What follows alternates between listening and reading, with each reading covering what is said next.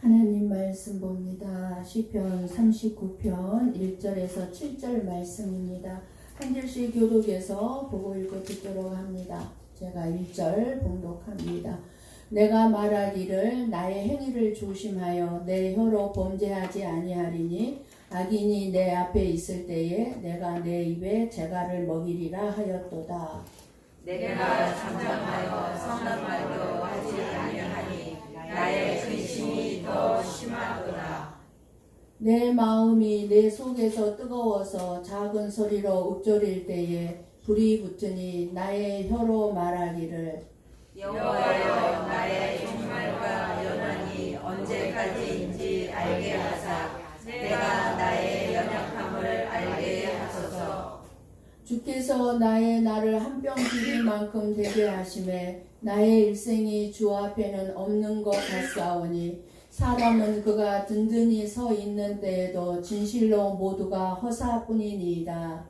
셀라. 진실로 각 사람은 그림자같이 다니고 헛된 일로 소란하며 재물을 쌓으나 누가 얻을지는 알지 못하나이다. 함께 봅니다. 주여 이제 내가 무엇을 바라리요 나의 소망은 주께 있나이다. 아멘. 아멘. 저와 여러분뿐만 아니라 모든 사람들은 다 이 땅에서 영원히 살아갈 것처럼 오늘을 살아가지만 문득문득 우리들의 연약함과 유한함을 마주할 때가 참 많이 있습니다.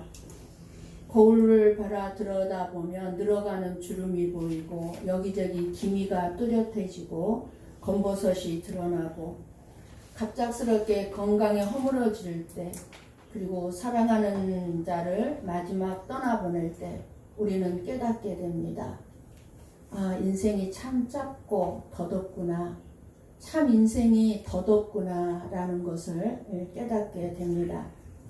오늘 우리에게 주시는 시편 39편 말씀은 우리의 인생의 한계와 허무감 그리고 덧없음을 진솔하게 고백해 주고 있습니다.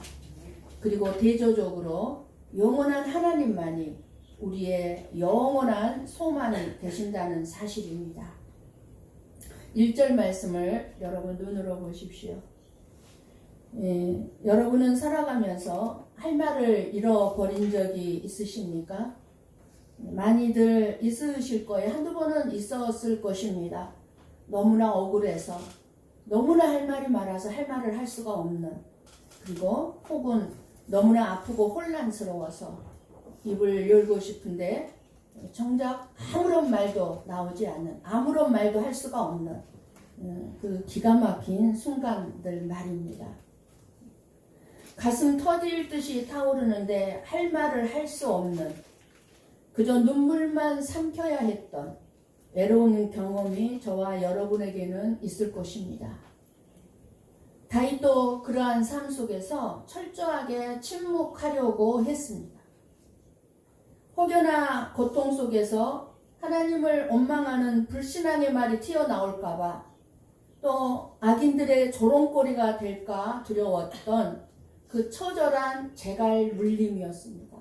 내가 입을 열지 말아야지.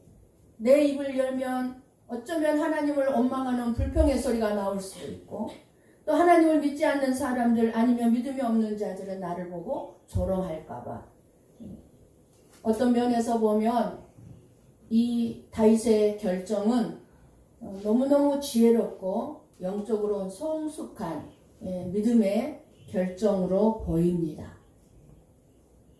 그러나 2절과 3절로 넘어가면서 우리는 우리가 가진 의지의 한계, 그 놀라운 반전을 오늘 말씀을 통해서 목도하게 됩니다. 다윗은 악인들 앞에서 선한 말도 하지 않고 잠잠했습니다. 아무 말도 하지 않았습니다. 침묵하면 아무 말도 하지 않으면 평안해질 줄 알았어요. 내 감정을 억누르면 고통이 가라앉을 줄 알았습니다. 여러분들도 그런 적 많으시죠? 아우 그냥 말지 마. 무슨 말을 해. 말해서 무슨 소용이 있어. 입 다물고 말지. 예. 그러면은 내 마음의 고통이 가라앉겠지. 이렇게 넘길 때가 있을 것입니다. 그런데 어떻습니까? 결과가 어떻게 드러납니까? 2절을 보십시오. 우리는 나의 고통을 꼭꼭 눌러 담고 내 감정을 억압하면 문제가 해결되거나 극복될 것으로 생각을 합니다. 나만 참으면 되지, 내 속만 끓이면 되지 하면서 내 아픔, 내 슬픔의 뚜껑을 꼭꼭 닫아둡니다. 그러나 그렇지 않습니다. 억압은 나의 고통, 나의 슬픔, 아픔이 사라지는 것이 아니라 내 영혼의 가장 깊은 곳에서 발효가 되고 어떻게 됩니까? 부패하기 시작합니다. 결국 내 마음속에 불씨가 되어서 내 삶 자체를 새까맣게 태워버립니다. 속담에 웅변은 은이요 침묵은 금이다 라는 말이 있습니다. 그러나 이렇게 우리가 침묵할수록 아무 말을 안 할수록 근심은 더해 갑니다. 아픔은 더해 갑니다. 해결되지가 않습니다. 사람이 말을 하지 않고 침묵한다는 것은 결코 쉬운 일이 아닙니다. 말을 해야만 시원할 것 같은데 그 말을 하지 않고 덮어둘 때는 정말 많이 힘이 듭니다. 그래서 다윗은 3절에 내 마음속에서 뜨거워서 불이 붙었다고 아주 생생하게 묘사를 해주고 있습니다. 마음속에 불이 붙은 거예요. 말을 않고 참으려니까. 그래서 우리들의 침묵에는 한계가 있습니다. 우리는 영혼의 아픔을 무한히 억누를 수 없는 연약한 존재들입니다. 그러나 바로 이 한계의 자리에 복음이 있습니다. 하나님은 우리가 로봇처럼 완벽하게 내 감정을 통제하며 침묵할 것을 기대하지 않으십니다. 오히려 하나님은 우리의 한계를 너무나 잘 알고 계십니다. 더 고통스러워할 것을 알고 계십니다. 우리가 더 이상 참을 수 없어서 펑펑 뭔가가 터져버릴 것 같은 바로 그 순간 하나님은 우리가 세상이 아닌 하나님께로 우리의 방향을 틀도록 인도해 가십니다. 마침내 다윗이 견디다 못해서 입을 열었을 때 주변의 악인들에게 쏘아붙이거나 마땅히 내가 저 사람한테 뭔가 해야만 내 마음이 시원할까, 내가 이 말을 해야만 시원할 것 같아 했던 그 사람을 대고 비명을 지르지 않았습니다. 오직 하나님 한 분께만 입을 열어 자신의 마음을 쏟아내기 시작했습니다. 여러분, 오늘 여러분의 마음속에, 여러분의 가슴 속에 억누르고 있는 응어리가 있습니까? 뭔가 쏟아내고 싶은데 쏟아내지 못하는 아픔들이 있습니까? 말 못할 아픔, 누군가에게도 표현하지 못한 어떤 애로움, 고통, 차마 터뜨리지 못한 눈물이 있습니까? 세상에 대고 풀려 하면 죄가 되지만 하나님 앞에 쏟아내면 기도가 되는 줄을 믿습니다. 아멘. 주님은 지금도 말씀하십니다. 내게로 오라. 내 앞에 너의 마음을 쏟아놓으라. 내가 너의 마음을 알고 있어. 참지 말고 쏟아놓으라고 우리를 부르시고 계신 것입니다. 침묵이 답이 아니라 하나님 앞에서 입을 여는 것이 답입니다. 하나님은 침묵하라고 하죠. 누구 앞에서? 사람 앞에서는 침묵하지만 하나님 앞에서는 여시기를 바랍니다. 침묵을 깨뜨린 다윗이 하나님께 드린 첫 번째 기도는 놀랍게도 자신의 병을 당장 고쳐달라는 기도가 아니었습니다. 악인들을 물리쳐 달라는 기도가 아니었습니다. 인간으로서 나의 본질을 깨닫게 해달라고 간구합니다. 4절을 봅니다. 함께 볼까요? 여호와여, 나의 종말과 연한이 언제까지인지 알게 하사 내가 나의 연약함을 알게 하소서. 아멘. 여러분, 나의 종말과 연한이 언제까지인지 이것을 아는 자가 진정한 지혜로운 자입니다. 이것을 생각하면서 사는 자가 진정한 지혜로운 삶을 살아갈 수가 있습니다. 나의 연약함을 알게 하소서. 인생은 연약합니다. 저와 여러분은 연약한 자들입니다. 그래서 덧없습니다. 참 인생 덧없습니다. 연약함이란 덧없다는 의미가 있습니다. 물질도 다 잃어봤고 자녀도 잃어봤고 남편도 부모도 다 잃어봤지만 그 과정 속에서 진심으로 깨닫게 되는 건 인생은 참 덧없다는 것입니다. 우리의 인생은 풀과 같고 잠깐 보이다가 없어지는 안개와 같은 것이 저와 여러분의 인생입니다. 여러분은 여러분에게 남아있는 시간이 얼마나 있다고 생각하십니까? 내 인생에 남은 시간은 얼마만큼 있다고 관심을 가지고 있습니까? 인생에서 가장 현명하고 고귀한 기도를 지금 다윗은 하나님 앞에 드리고 있습니다. 다윗은 성령의 감동으로 인생의 덧없음을 고백합니다. 5절입니다. 함께 봅니다. 같이 보십시오. 시작. 주께서 나의 날을 한 뼘 길이만큼 되게 하심에 나의 일생이 주 앞에는 없는 것 같사오니 주라는 그가 든든히 서 있는 때에도 진실로 모두가 허사뿐이리이다. 아멘. 나의 날을 한 뼘 길이만큼, 저와 여러분의 생명의 유한함, 영원히 살지 않아요. 이 땅에서 덧없음을 깊이 성찰하는 말씀입니다. 하나님의 영원이라는 끝이 보이지 않는 시간 앞에서, 영원이라는 시간 앞에서 우리의 인생을 볼 때 대단해 보일 것 같은 저와 여러분의 인생은 고작 한 뼘에 불과하다는 거예요. 한 뼘. 한 뼘. 이 순간밖에 안 된다는 거예요. 다윗은 자기 힘으로 자기의 삶을 통제할 수 없다는 사실을 인정하고 있습니다. 한번 6절을 보십시다. 같이 봅니다. 진실로 각 사람은 그림자같이 다니고 헛된 일로 소란하며 재물을 쌓으나 누가 거둘는지 알지 못하나이다. 아멘.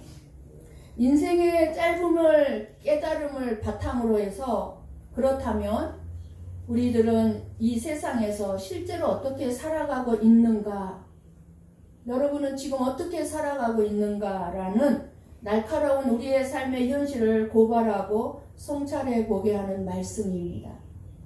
여러분은 지금 어떻게 살아가고 있습니까? 재물을 쌓으나 누가 거둘는지 알지 못하나이다. 네, 여러분들은 다 내 자녀가 거두겠지, 내가 남기고 간 재산 내 자녀가 차지하겠지 생각하겠지만 그것도 모를 일이에요. 물려받았다 할지라도 내 자녀가 누릴 수 있다면 감사한 일이지만 어느 순간에 어디에 빼앗길지 몰라요. 인간이 평생 밤낮으로 수고하는 가장 큰 이유가 무엇입니까? 밤낮으로 여러분들 일하는 이유가 무엇입니까? 재물을 모으기 위함일 거예요. 돈을 벌기 위함일 거예요. 그러나 인생은 언제 끝날지 알 수 없기 때문에 내 자신이 평생 땀 흘려 모은 내 재산을 정작 누가 가져가서 쓰게 될지 우리들은 결코 알지 못한다는 것입니다. 내가 평생을 밤낮 땀 흘려 모은 내 재산을 누가 아무 고생하고 땀 한 볼 흘리지 않는 그 어느 누가 가져가서 쓸지 모른다 그 말이에요.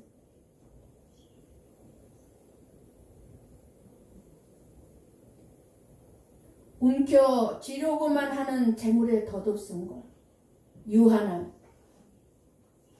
끝이 있다는 날카롭게 지적하는 말씀입니다. 결국 6절은 저와 여러분에게 너는 지금 영원한 손에 쥘 수 없는, 영원히 손에 쥘 수 없는 그림자와 재물을 붙잡으려고 인생을 소란스럽게 낭비하고 있지 않느냐라는 질문을 하고 있는 것입니다. 여러분에게, 저에게. 재물을 너희들이 쌓고 있지만 사실은 어떻게 보면 낭비다 그 말이에요. 내 것이 안 되니까 낭비다 그 말이에요.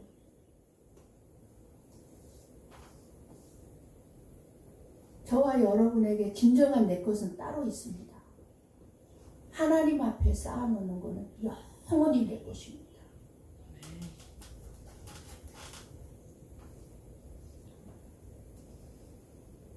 인생의 안개와 같은 것들에 매달리지 말고 그림자에 불과한 것에 매달리지 말고 오직 변하지 않는 영원한 가치에 저와 여러분의 인생의 중심을 두라는 지혜를 우리에게 일깨워주고 있는 것입니다.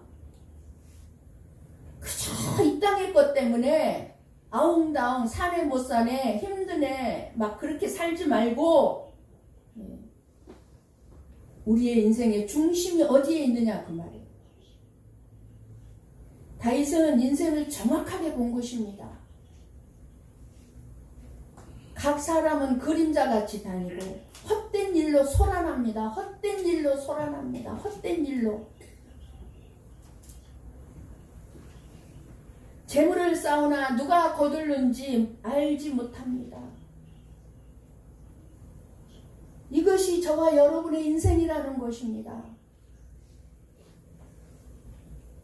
내 것도 못 만들고 겨우 자식이라고 자식 것을 만들어주려니 자식도 그거를 못 차지하고 못 누리고 산다. 그 억울함을 어떻게 하시겠어요?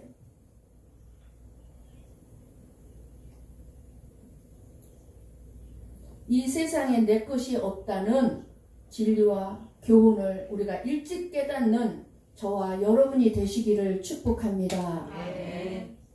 다윗은 왕으로서 부귀 영화를 정점까지 누려본 사람이에요. 죽음을 넘나드는 중한 병에 걸려 지금 자리에 눕게 되자 비로소 깨달은 것입니다. 나이가 먹었어요. 지금 다윗은. 건강할 때는 대단해 보였던 돈, 권력, 든든해 보였던 나의 왕위가 죽음의 문턱 앞에서는 아무런 소용이 없다는 것을 말하고 있는 것입니다. 내가 죽음이 내 문 앞에 내 앞에 다가오니 내 왕위도 돈과 권력도 아무 소용이 없다는 거예요. 우리는 지식으로 알고 있죠. 근데 우리가 뭐 죽음 앞에 다가와 봤습니까? 그러니까 다윗이 깨달은 것처럼 깨닫지를 못하고 있을 거예요. 아직 살아갈 일이 좀 영원할 것 같아. 그러니까 필요해. 이렇게만 생각할 거예요. 자신이 든든한 힘으로 의지했던 이 세상의 것들이 지옥에서 나를 건져줄 수가 없고 영원한 생명을 지켜줄 수 없음을 병상에서 뼈저리게 깨닫게 된 것입니다. 죽을 병 앞에서. 세상 사람들도요, 병이 들거나 나이가 들어가면 인생의 허무함을 느끼죠. 그래서 하나님을 모르는 안 믿는 사람들도 인생이 더덥고 헛되다라고 말들을 합니다. 그리고 평생 땀 흘려 수고한 것들을 후회하기도 합니다. 내가 왜 그렇게 땀 흘리면서 열심히만 살았을까? 누리지를 못했다는 거예요. 사람답게 살지를 못했다는 거예요. 후회해요. 하나님을 안 믿는 사람들도 후회합니다. 그러나 하나님을 모르는 자들의 깨달음은 단순히 후회와 한탄으로 끝이 나요. 그냥 후회하고 한탄해요. 아, 미련스럽게도 살았어. 그것으로 끝이에요. 삶의 해답을 찾지 못한 채 절망 속에서 인생을 마감합니다. 그것이 하나님을 모르는 사람들의 인생의 결말이에요. 자기도 못 누리고 지옥불로 떨어지는 거예요, 결국에는. 그러나 주님을 믿는 믿음이 있는 자는 다릅니다. 나의 연약함과 유한함을 깨닫는 동시에 내 인생의 해답이 오직 하나님께만 있음을 발견하는 자로 우리는 인도함을 받고 있는 것입니다. 오늘 이 시간에도 하나님은 하나님의 말씀을 통해서 다윗의 입술을 통해서 저와 여러분의 어디로 인도함을 이끌어가고 있습니까? 우리의 소망이 하나님께만 있음을 이끌어가고 있는 거예요. 이 세상의 것 때문에 아웅다웅 밤낮을 가리지 않고 수고하고 모으려고만 하지 말라는 거예요. 나아가 우리는 이 말씀 속에서 인간의 가장 깊은 질병인 죄의 실체를 우리는 마주해야 합니다. 사람이 중동에 걸려 수족을 손발을 쓰지 못하고요. 안전히 침대에만 누워 있어도 신기하게요. 우리 안에 죄성은 멈추지 않습니다. 아무것도 못하고 침대에 누워만 있다 할지라도 그 사람 마음속에 죄성은 끊임없이 일어납니다. 인간의 죄는 이 육체가, 이 육신 덩어리가 죽어야만 비로소 그칩니다. 죄가 없어집니다. 안 짓게 됩니다. 이 육신이 죽어야만 죄를 안 짓게 됩니다. 이 절망적인 세상에 예수 그리스도께서 오신 이유가 바로 여기에 있습니다. 예수님은 단순히 우리의 도덕적인 노력으로 선한 삶을 살게 하기 위해서 우리의 죄를 조금 줄여주기 위해서 오신 것이 아닙니다. 우리의 죄가 얼마나 깊고 강한지 우리의 노력과 의지로 결코 우리의 죄를 해결할 수 없다는 절망을 깨닫게 하시고 나는 역시 죄인일 수밖에 없어 라고 어떻게 하면 좋아 이대로 살다간 지옥불밖에 없는데 절망을 하게 되는 거예요. 그래서 그 절망을 깨닫게 하시고 오직 십자가에서 흘리신 보혈만이 유일한 해결책임을 믿게 하기 위해서 오셨습니다. 우리의 절망을 해결할 수 있는 길은 오직 십자가의 피밖에 없습니다. 죄란 내가 죄인이라는 사실조차 모르는 것으로부터 시작해요. 하나님을 안 믿는 사람들은 자기가 죄인인 줄을 몰라요. 그러니까 죄인이에요. 내가 죄인이라는 사실조차 모르고 살아요. 내 힘으로 죄를 이겨보려고 고집 부리는 것이 가장 어리석은 인간의 모습입니다. 그래서 세상 사람들은 자기 힘으로 죄를 안 져보려고 해요. 그렇다고 죄가 안 지어집니까? 저와 여러분이 한두 번 죄 안 짓겠다고 하나님 앞에 결단하고 고백했습니까? 수십 번 수천 번 했지만 여전히 죄 짓고 살고 있잖아요. 로마서 7장 24절 말씀을 봅니다. 함께 봅니다. 오호라 나는 공고한 사람이로다. 이 사망의 몸에서 누가 나를 건져내랴. 아멘. 완전히 예수 그리스도에 사로잡혔던 사도 바울조차도 자신의 힘으로는 해결되지 않는 이 죄의 법을 보면서 탄식을 했습니다. 누가 나를 이 사망의 몸에서 건져낼 수 있겠는가? 죄의 몸에서 건져낼 수 있겠는가? 그러나 복음은 여기서 멈추지 않습니다. 내 무력함을 인정하고 공고함을 고백하는 바로 그 내 삶의 현장에 예수 그리스도의 대속의 은혜가 폭포수처럼 밀려오는 줄을 믿으시기 바랍니다. 아멘. 인생의 철저한 유한함을 똑바로 직시하시고 내 자신의 죄인됨과 무력함을 통과한 이 다윗은 마침내 시편 39편 전체의 심장부이자 위대한 영적인 대전환의 고백에 도달하게 됩니다. 다 함께 7절 말씀을 보겠습니다. 오늘 본문 7절 말씀 같이 봅니다. 주여 이제 내가 무엇을 바라리요 나의 소망은 주께 있나이다. 아멘. 여러분 누군가를 미워하지 않겠다고 마음 먹으면 그대로 되던가요?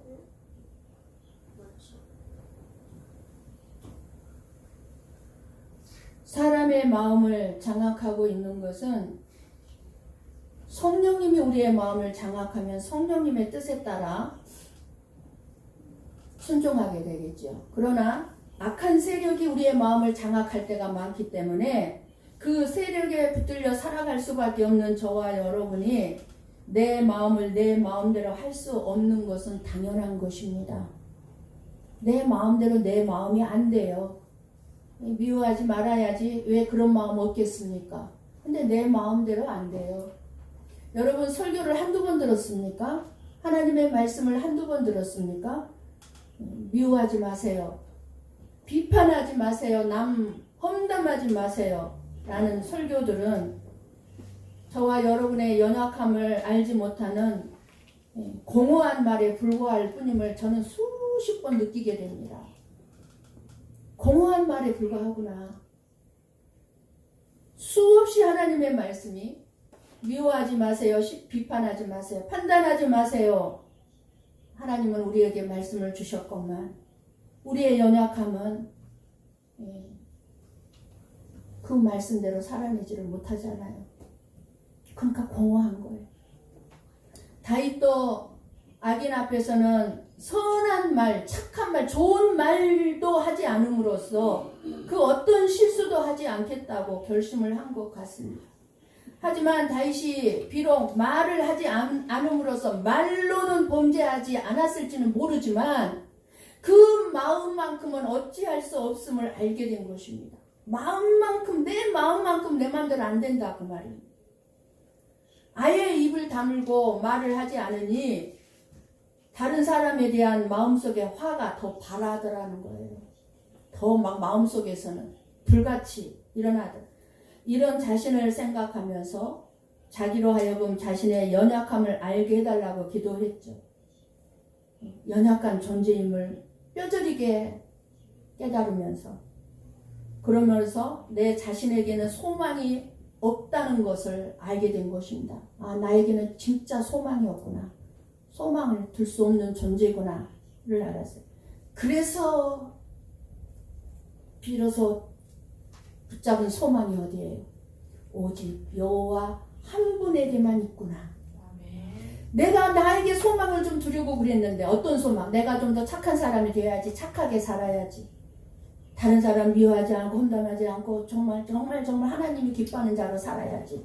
그렇게 나에게 소망을 두었는데 안 되더라 그 말이에요. 내 마음만큼은 내 마음대로 안 되더라 그 말이에요. 그래서 어떻게 해요? 7절의 말씀은 이 말씀이에요. 주여 이제 내가 이 땅에서 무엇을 더 바라겠습니까? 바랄 것이 없다는 거예요. 나조차도 돈도 권력도 내 건강조차도 내 자신조차도 영원한 소망이 될 수 없음을 알았다는 것입니다. 그러므로 나의 유일한 소망은 오직 주님 한 분뿐이십니다.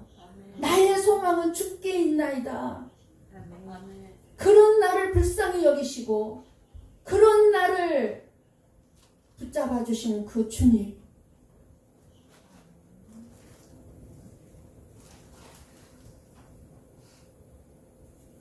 우리가 여기서 주목해야 할 신앙의 깊이가 있습니다.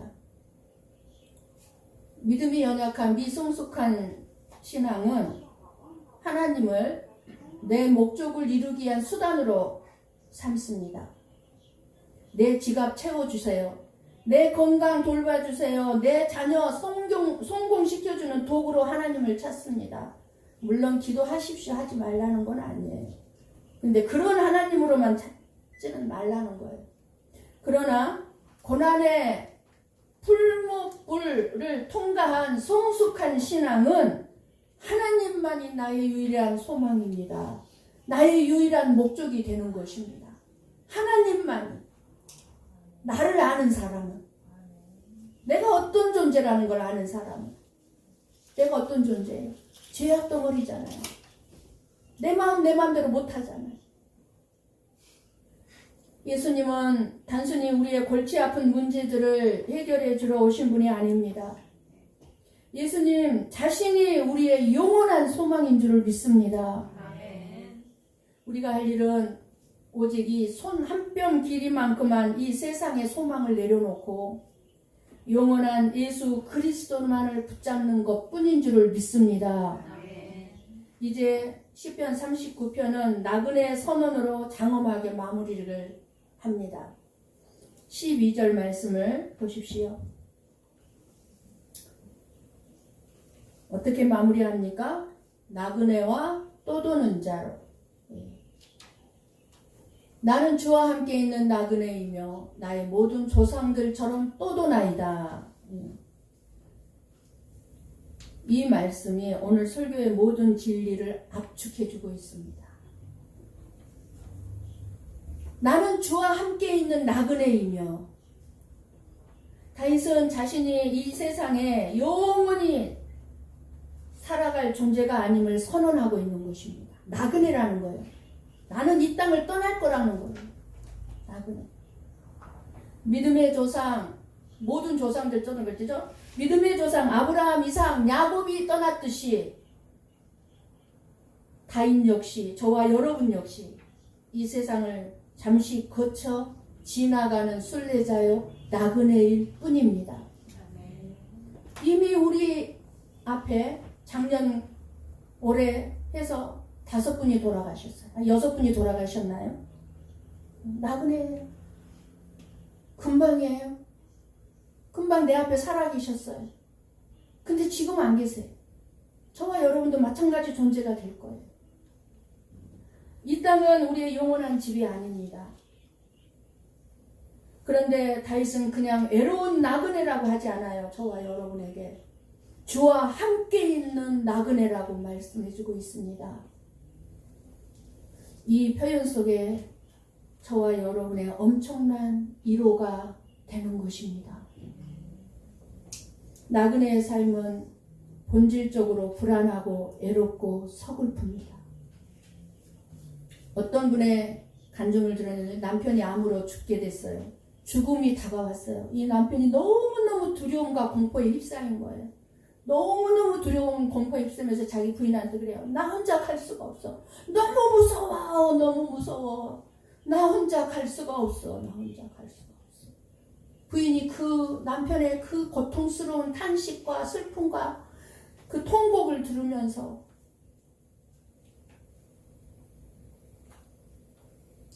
혼자 갈 수밖에 없는 남편을 보내야만 했던 그 심정을 고백하는 걸 들었습니다. 길을 잃고 피곤한 인생을 살아왔던 인생 마지막 길을 가는 그 남편을 보면서, 그런데 저와 여러분은요 그렇게 안 간단 말이에요.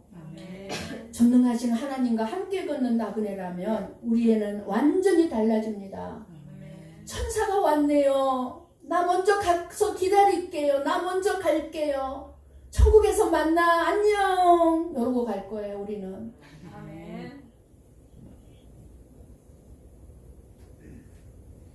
우리에게는 완벽한 보호자가 있고 정확한 인도자가 계시고 한시도 저와 여러분을 떠나지 않는 영원한 동반자가 우리와 함께하고 있기 때문입니다. 주님은 나그네 된 우리를 이 땅에 그냥 버려두지 않으셨습니다. 요한복음 14장 2절 말씀을 봅니다. 같이 봅니다. 내 아버지 집에 거할 곳이 많도다. 그렇지 않으면 너희에게 일렀으리라. 내가 너희를 위하여 거처를 예비하러 가노니. 아멘. 누구의 약속입니까?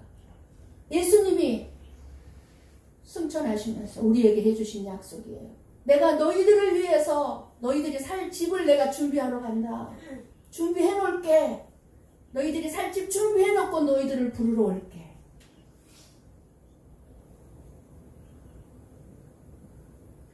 우리는 비록 이 땅에서 몸이 아프고 재물이 안개처럼 사라지고 세상의 오해 속에 아무것도 아닌 거 행동 하나 뭐 하나 잘못 보고 오해를 해가지고 눈물 나게 만들고 슬프게 만들고 힘들게 만들고 그렇게 눈물 흘리는 우리는 그런 나그네 길을 살아가고 있지만 우리의 삶의 끝에는 예수님의 핏값으로 예비해 주신 영원한 번영 하나님의 나라가 기다리고 있습니다. 그러므로 여러분 오늘 이 시간 가슴속에 억누르고 있던 모든 탄식과 아픔과 애로움과 슬픔, 고통을 가지고 다윗처럼 하나님 앞에 입을 여십시오.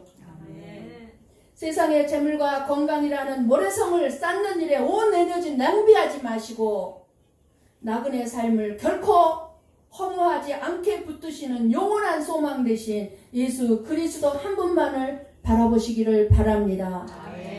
삶이 흔들릴 때도 내 육신이 약할 때도 도무지 이해할 수 없는 말을 들었을 때 고난이 찾아올 때도 우리가 돌아갈 유일한 도피처는 오직 하나님 한 분이십니다. 나의 소망은 주께 있나이다. 이 위대한 다윗의 고백이 오늘 예배를 드리는 저와 여러분의 평생의 고백이 되시기를 주님의 이름으로 간절히 축원합니다. 아멘. 기도하시겠습니다.